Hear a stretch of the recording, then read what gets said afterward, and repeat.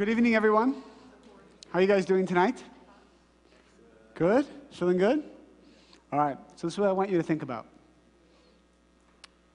You know, we all come to study Kabbalah, and we get really excited, and we learn some amazing concepts. And we start applying them, and it's great. And then something happens, we get a little stuck. We learn a great concept, but we don't know how to apply it in our own lives. Does that make sense? It's like somebody will tell me, you know, now I'm so afraid of Satan and disconnecting from the light. So afraid. But what's happening is now this fear is doing what to them?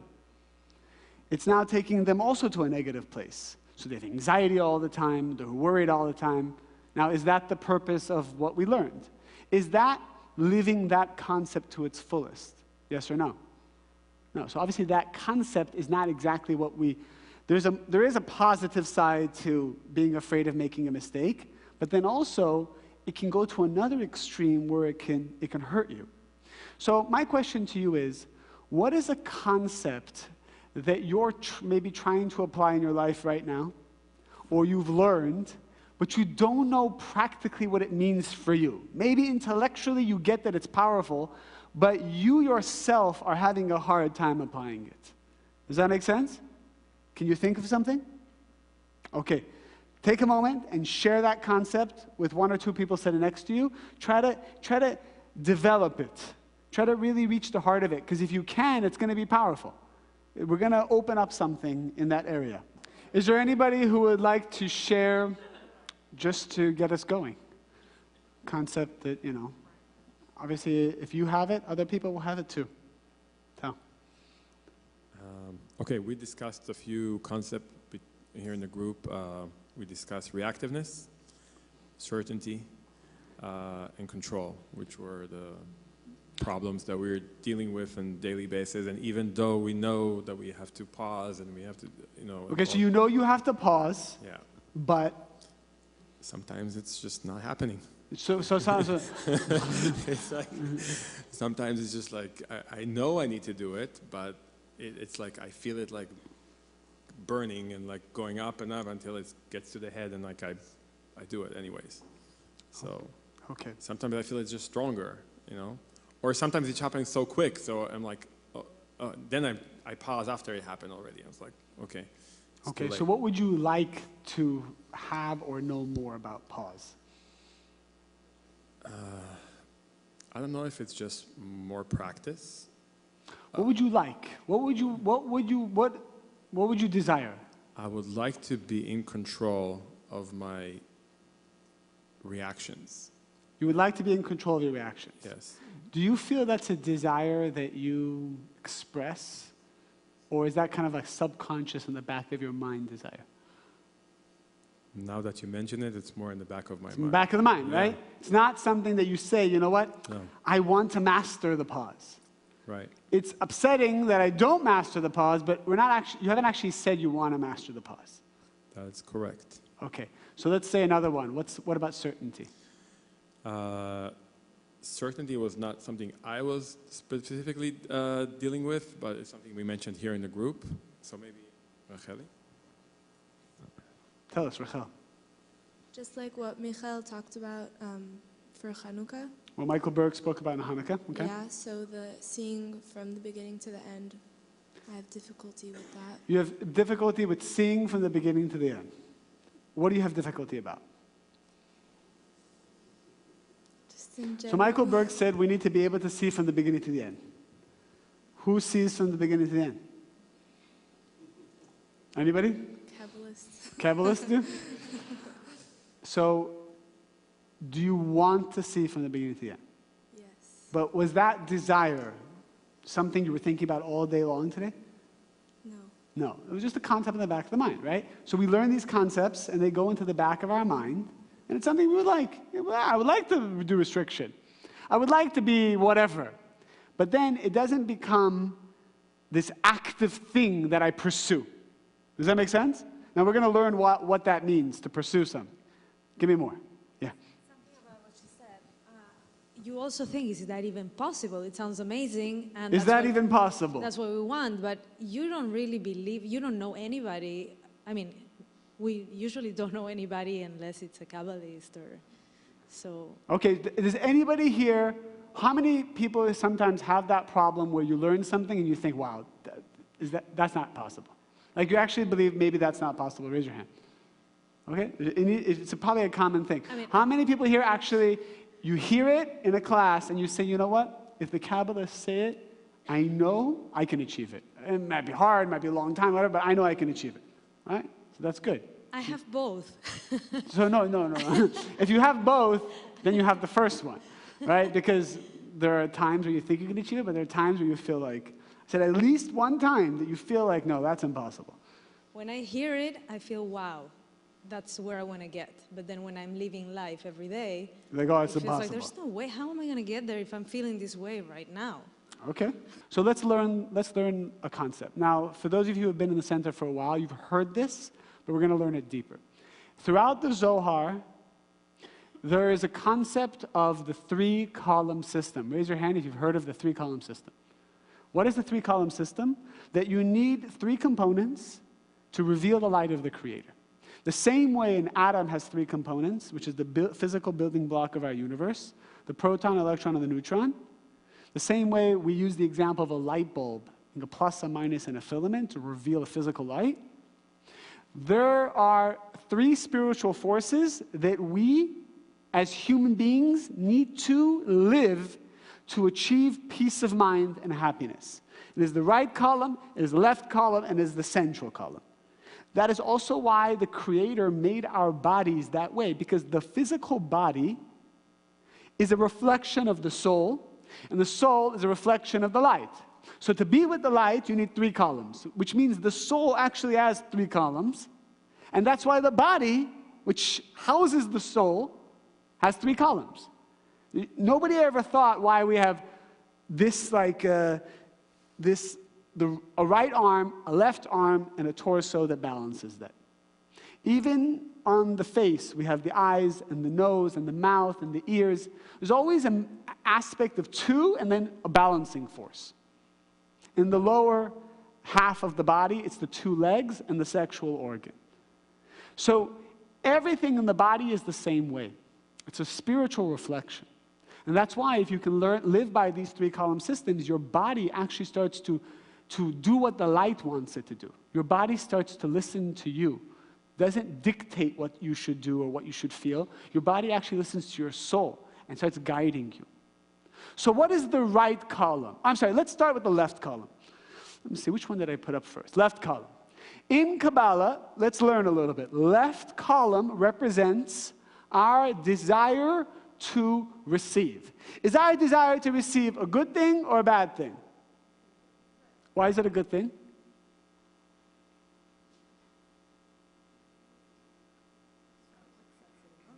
That's what sets things in motion, yeah?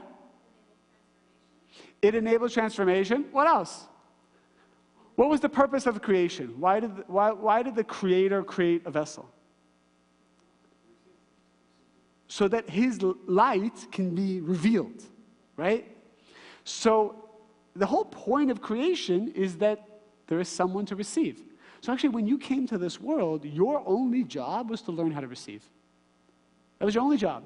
Your job isn't to share. Your job isn't to be a great human being. Your job isn't even to study Kabbalah. Your job isn't to get married. Your job isn't to have children. These are tools. Your job, your purpose in this world is to learn how to receive. That's why the most negative thing, Kabbalistically, is when a person denies their receiving, which is they are the cause of their own physical death. Being the cause of their own physical death has spiritual ramifications that are very hard for the soul by suicide. Because suicide really is saying, I don't want to receive. I don't want to receive. But in a way where it doesn't transform the vessel. It just cuts the vessel off. So receiving is so important, and it is something that we all need to learn how to do. Some of us have a problem receiving. Some of us have belief systems that don't allow us to receive. A lot of people genuinely believe that they shouldn't receive, that it's not worth it to receive, they're afraid to receive. And usually it's the people who think they don't have that issue that have it. Because you may be thinking, oh, move to the next subject.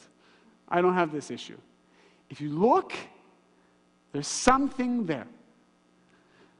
What are the positives? We are meant to enjoy endless fulfillment. We fulfill the purpose of creation by receiving endlessly. Okay, that's the positive side of the left column. We all need to remind ourselves, the Creator wants me to be happy. The Creator wants to give me everything.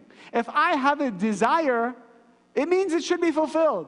Don't second guess yourself. Don't beat yourself up for having it. Don't shut it down. If you have a desire, cultivate it, nourish it. Know that it's possible.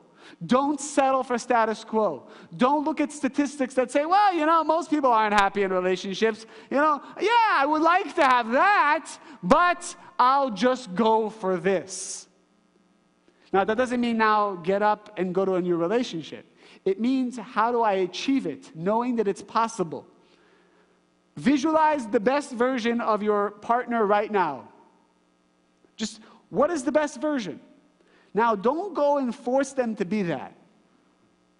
But start to build inside yourself the desire to reach a relationship that is of the highest level. Because if you don't build the desire, you know what you're going to do? You're going to come from a place of fear and lack, and you're going to hurt the other person to try to get them to be who you want to be. People who are reactive are people who haven't cultivated their desire to receive. The Rav would say that reactive people are people who are just small thinkers. They think small. They have small desires. That's why they're reactive. Because if a big desire, and you're connecting to the positive side of the desire, so then you know that you're in tune with how your desire will be fulfilled, and it's not through a reactive way.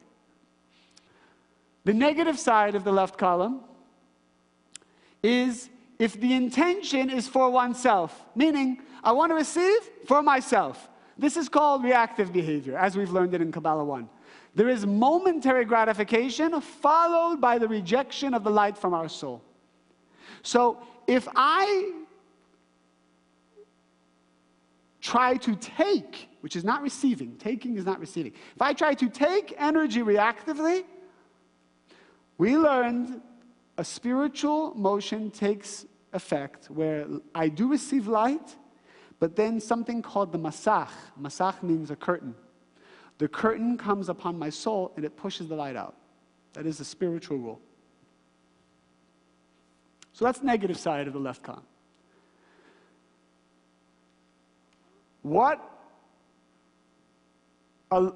You will find if you are a left column person or a right column person in general. Now, not to confuse you. What's a left column person? People who have issues with receiving. People who have issues setting boundaries. People who come from lack and fear all the time. It's in the Bible, it says it's people who come from the side of Cain. There's Cain and Abel. It's code. Abel represents right column people, which we're going to talk about. Cain represents left column people. People who are very judgmental. People who are very hard on themselves and hard on others. It's very left column. It's judgment. Left is judgment. It's receiving. It's red. It's like, Right column people, just give you a little emotion. Right column is the desire to share. The positive of the aspect of the desire to share is we achieve similarity of form with the Creator by sharing light with the world.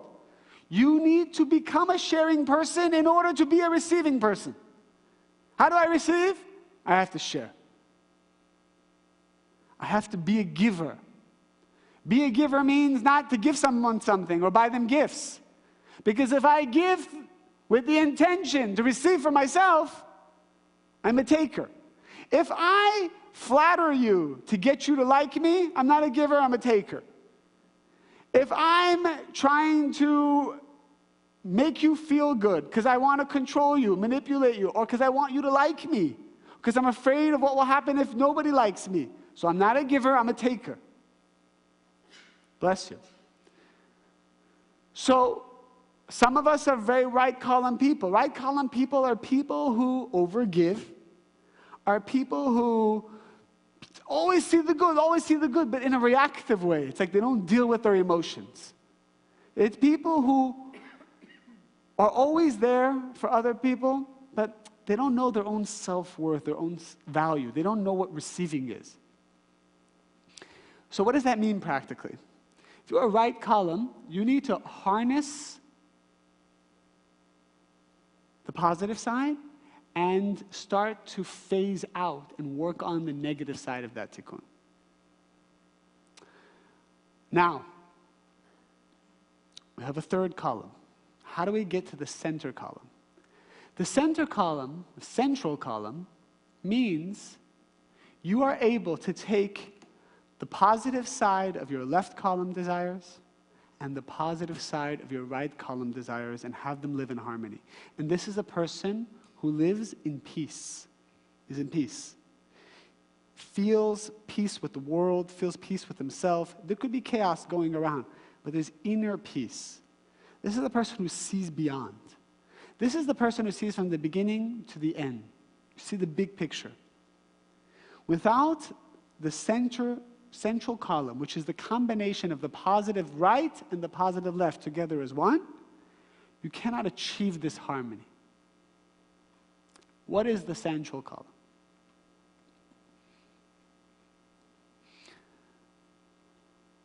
I came up with a term, the restriction incubator. Okay, we're going to call it the restriction incubator. So let's look at this diagram here. When the light wants to be revealed, this is how it happens. The light comes to the person who has a desire. You have a desire to receive the light. If you do not do restriction, what is restriction? These are 5 points of restriction I put up. What are they? Restriction is sometimes just to pause and say, what a pleasure, especially if you're going into a challenge. Restriction is asking the Creator what is the right step or the right decision. What's right? What's the right thing to do here? I spoke to a guy who said, it's not working for me. I know how to fix this project, but it's not moving. The project is not moving forward. Why aren't people listening to me? I said, the Creator wants you to know something. The Creator wants you to speak with Him before you manifest. If you, just with your brain and your ego, solve the problem, so you didn't go to the restriction incubator. Something can only be joined the right and left together if it goes through the restriction incubator. Restriction incubator means no matter what desire I have, left or right column desires, I need to go through the incubator. I need to pause and say, what a pleasure, if it's a challenge. I need to ask the Creator what is the right step. I asked him, I said, did you ask the Creator what's the right step? You know what he told me? What do you think he said? Well, for sure he said no, but you know what else he said? I already know what the right step is. This is what I do. I've done this all my life. I am an expert in this field. An expert of nothing. Being an expert in your field just means you're an extreme left or an extreme right, but you didn't go through the restriction incubator. You will not be granted access to the world of peace of mind. Each one of us, regardless of what we know or we don't know, or how smart we think we are or we're not, or talented or not, in every aspect of life, for something to have blessing, it must go through this. And that's the only spiritual work we have, by the way. The Kabbalists say the only free will in life is to restrict or not to restrict. And what that means is, your only free will in life is, did you do these 5 steps? You have no other free will. What's going to come to you, what's not going to come to you, what blessings, what relationships, all that stuff is already predetermined. What you receive in life depends on whether you go through these 5 steps. Now, there could be more than these 5 steps. I just try to encompass all the things that could mean restriction. Number 3, ask the Creator, what's the message for me? What do you want me to do? What's the message? Notice how everything has to do with asking the Creator. Why is asking the Creator a form of restriction? Because what are you basically doing? Something's coming towards you, and what are you doing? Volleyball? Play volleyball? A little volleyball. You just volley it back to the Creator. Volley. Send it back. That's how you win the game in volleyball, isn't it? Imagine this volleyball. Somebody hits the ball and you catch it and go, all right. You lose the game. Who loses the game? The person who keeps the ball. Who wins the game? Get the ball on the other side. Within the boundaries, of course. Because how easy is it just to whack the ball and have it go very far? How easy is it? Sure, so it's easy for us to be extreme people and not do restriction. But that's not how you win the game. Ask the Creator. It's all about send it back all the time. Everything, send it back. Everything, send it back. Every time you want something, send it back to the incubator. Let it go through the central column. The central column will bring the protection. 4, ask, what would the Creator do? Sometimes you don't know what to do. What would God do? It's another way of phrasing it. What would I do if I had no ego or fears? I asked this to somebody recently. I said, all right, if you had no fears or no ego, what would you do with this relationship? She said, I would stay at it and I'd give it my all. I said, okay, what do you want to do? She's like, I want to run away. So she asked me, should I run away? Should I not? I said, well, there's only one way to know. Let's send this question into the restriction incubator. Let's see what comes out of the other end. So by question 5, she realized after she sent it to the incubator and didn't just follow her emotions, which are a total lie. Emotions are lies. She realized, okay, after I sent it to the restriction incubator and I balanced the left and right column, what I need to do today is to be in the relationship. But you know what's going to happen tomorrow? Today, that's what she knows. You know what's going to happen tomorrow? Satan's going to awaken another fear, a left column fear, a right column fear. A left column fear is, oh, I'm not good enough. Or she said that she was becoming too vulnerable because he could see right through her and it was scaring her. A right column fear, or right column tikkun could be she's overgiving to get him to like her or something like that. And every day, what does she got to do? She's got to say, hold on a second. What I'm feeling, what I want to do now, the fact that I want to text them because I feel insecure, let's put it to the restriction incubator. Ask the Creator, what's the message for me? Why do I feel this way? Why am I going? What do you want me to do? Would you send this text right now? Would you do this, Creator? If I was the Creator, I was the most powerful person, most powerful force in the world that had no lack, no fear, no anything, what would I do? You ask these questions. You balance everything. So let's go back to our diagram. Person, what do you do? What do you do when you have a decision to make, something you're about to receive, something exciting coming your way, even an idea, by the way. You have an idea for an amazing project. What do you need to do? Volley. Send it back. Creator, I got this amazing idea. What do you want me to do? How do you want me to do it? Don't get reactive. Don't start calling people and doing reactive stuff or telling everybody about it. Go through the incubator. This is called restriction. This is called returning light. You basically send the light back to the Creator. Okay? Send the light back to the Creator. Now what happens is, the Creator is a giving force.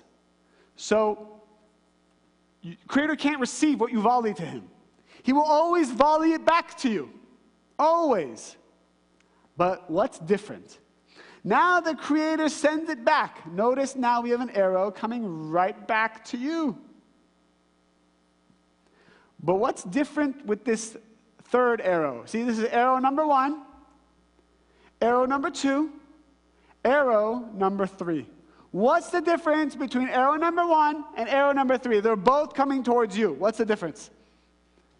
Who could tell me the difference?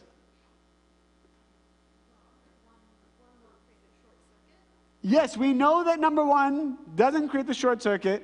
I'm sorry, we know that number one does create the short circuit, but number three is the way to go in fulfillment. But why? Yes? But the Creator's giving me number one also, isn't he? No, we know that. Everything comes from the Creator. That's rule number one. Everything comes from the Creator. So everything comes from, I know that every idea, even the negative stuff, it's all coming from the Creator. The Creator sends us everything. Now, by the time it gets to me, once it goes through all the mud, it gets to look all ugly and maybe looks like a negative thought, but it came from a pure source. Number three is the exact same arrow as number one. But for some reason, I can receive number three, but number one will be rejected from my vessel. What's the difference between the two arrows? Bread of shame? What about bread of shame? You're okay, so I didn't do the work. You want to know what's the difference between number one and number three? Number one had no involvement of mine. I was not involved. So I am not the co-creator. But what is the source of number three, technically? Who is the source of number three? Which arrow gave birth to number three? Arrow number two. This arrow, which is the restriction incubator. It's the greatest power you have, is the restriction incubator. It is what makes you God.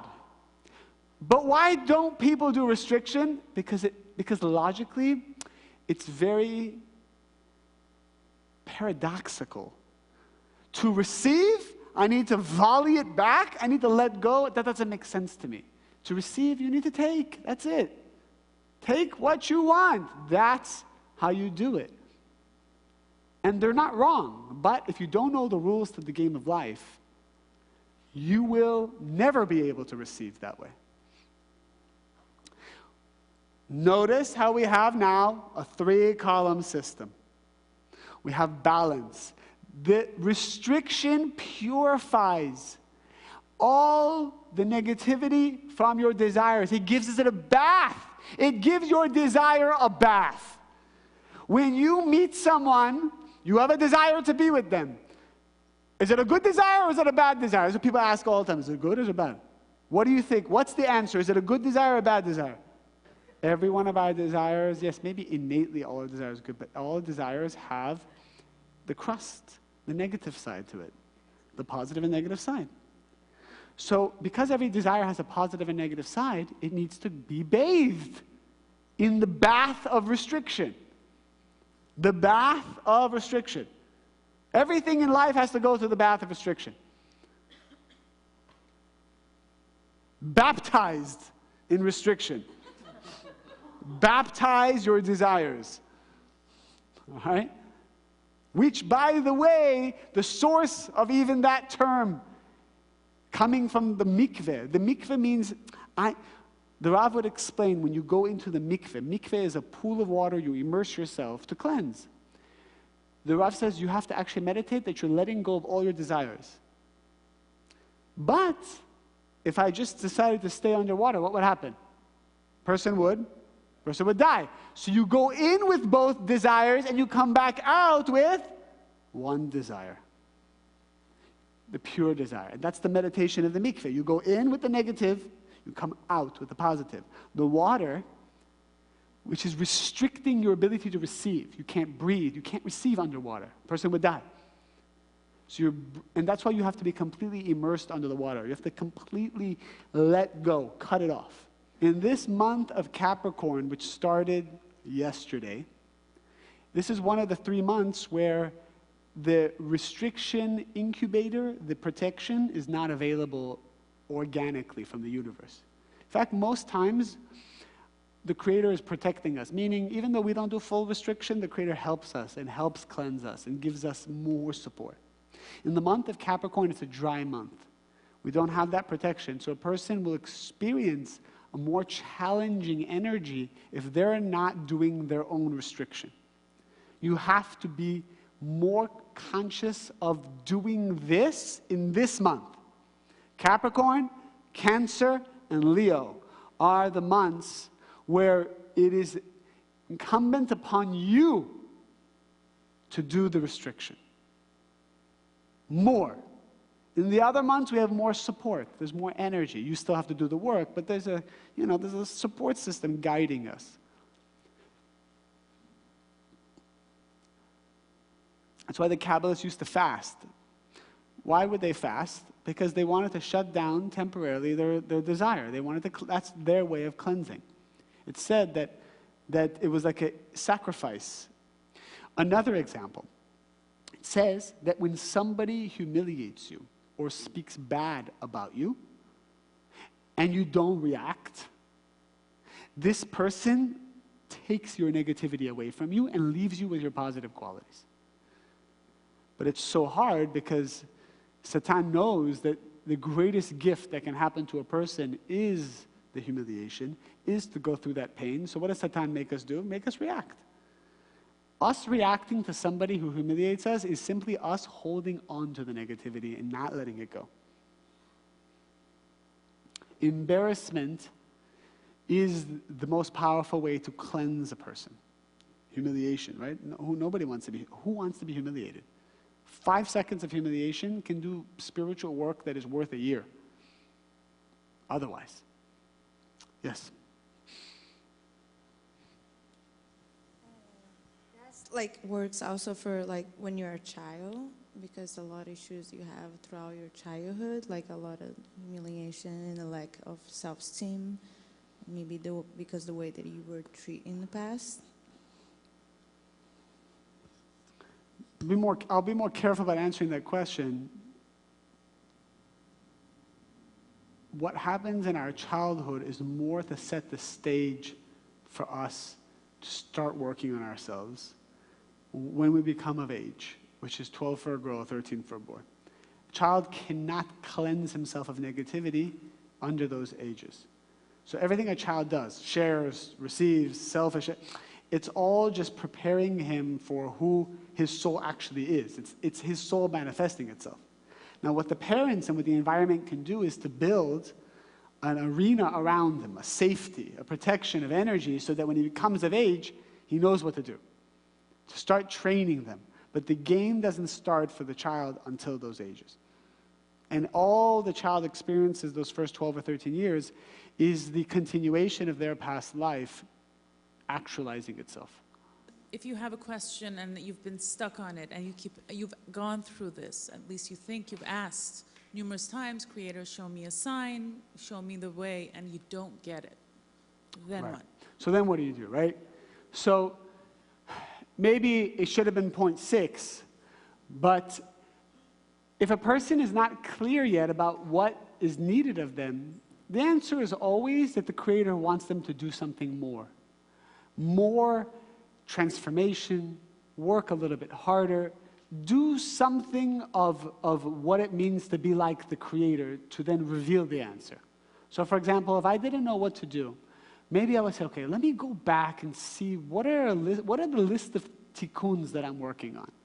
Okay, so maybe a little selfishness here, jealousy there, I'm impatient here, I'm not that sensitive. Okay, so I'm going to take one or two or as many of those things as possible to its next level of work. I'm going to take those things more seriously. Anytime we're getting a block in life, it's because the Creator wants us to go and review that list. And the truth is, we would never review that list if we always got green lights. If everything always worked out for me, when would I look inside myself and question what I need to change? We're not built that way. As human beings, as long as we get a green light, we take it. As soon as we get a red light, we start looking inside. Most of us came to Kabbalah because we got some red lights, and we're like, wait a minute, life's not working the way my ego thought it would. What do I do? Now I got to look inside. Okay, well, how do I do that? And that's why we're here. So whenever you're not clear, take responsibility. And that is the hardest thing to do, is to change something about yourself. If something's not good with your marriage, or something's not good with your child, or something's not good with your business, you are the only one that's responsible. It's the hardest thing in the world to accept. It sounds good in the class, but when you're in it, your ego doesn't want that. If your partner is not happy, it's because of you. Well, they're responsible for their happiness. Yes, until you decided to be partners. Then you share. It's like, you're both on the loan. They default, you default. Both your credits are going down. Choose your partners wisely. Till then, it's all about your responsibility. Hardest thing in the world. I'll be the first one to tell you, that is the hardest thing, is to take responsibility. Sounds good, and we all think we are taking responsibility. So you really realize what that means. What that means. More of an example, because that's also really hard for me. Can you give me Another example of taking responsibility? like in a relationship? Can you? Like, give me an example of a relationship that's not working. Mine, because I'm the same. Yours to who? Yeah, Yours to who? it's my relationship. I struggle in my relationship With who? with my husband. Okay. What do you struggle? What's the issue for him? Um, What do you not like about him? he's very critical of me. He's very critical of you. If you had a choice right now to have a critical husband or a non-critical husband, just by a genie giving your wishes, you would have to choose a critical husband. Because if the genie could just wipe away the critical husband, you would be wiping away an opportunity to do your spiritual work. That's the first powerful step. Second, ask the Creator, what do you want from me? Why are you giving me this guy? Why? What is he trying to say? Read into it. Write down the words that he says. Look at the words like you would look in the flame of a candle. Look at them. See what it means. You know, sometimes you kind of look at something and you see layers of it. He said, I am My clutter. your clutter. It's my clutter. He says you create clutter. I create clutter. Okay, so look at that word, clutter. Clutter, clutter. Now, I have a question for you. Do you have clutter? I do. Okay, so let me work with you. So what would be the three-column system way of handling criticism? You get criticism. The Creator is telling you he wants you to clean up the clutter. Yeah. The Creator is telling you that. And I know that too. And you know that. Yeah. But you're telling me you give your 100%, right? Well, I try the best I can. Which is 100%. No, I could probably give a little bit more. Okay, so you got to do that part too. Give it a little bit more, and now there's one more piece. Maybe the Creator's not telling you to clean up the clutter. Maybe the Creator's telling you, get to a place where you can take criticism from everyone and not let it upset you, but still let it motivate you. That's the beautiful place. It's a beautiful place. That's a beautiful place. What did she just call this place? That's the central column. That's the beautiful place. Because criticism, yeah, that's left column. Great. And then me trying to get the approval of my husband, that's the right column. But what are we missing here? That place where you're able to fuse both worlds. I can receive criticism, but I also love myself to the point where I don't let that bother me, but I still love the reminder. You need to get to that place. Because the truth is, even if you could remove all the clutter, he's going to criticize you about something else. But I have to tell you, what gets me through to my beautiful everyday is knowing that what you just said is what helps me to stay in the marriage for 26 years. That's what, because I'm able to get to understand that that's him, but that's what holds me on, is because that's all I have to hold on to. It's kind of hard, but that's... Yes, and just realize, we all should learn from this example, her tikkun isn't just to clean up her clutter. You all saw that? What's the tikkun? To also be able to hear criticism. And not to get to that person and you say, well, you know what? You can say whatever you want. I'm secure. And then not clean up the clutter. You get it? That's the extreme right column. I'm good. Criticize me all you want. I know who I am. No. That's the right column. Left column is beating yourself up all day long about the criticism. So what's the central column? I can hear criticism, but I love who I am, so I don't let it bother me. And I will now go clean up the clutter. Taking Right? steps to achieve. Taking steps. Because the reason why men criticize women is not because the women aren't doing what they want to do. It's because they haven't set their own boundaries inside them and achieved happiness inside them. Absolutely. That's it. Once you have happiness inside you, he's not going to criticize you, even if there's clutter. But you still need to clean up the clutter. I do. Leaving having somebody else. No. It's got to come from you. It's got to come from you.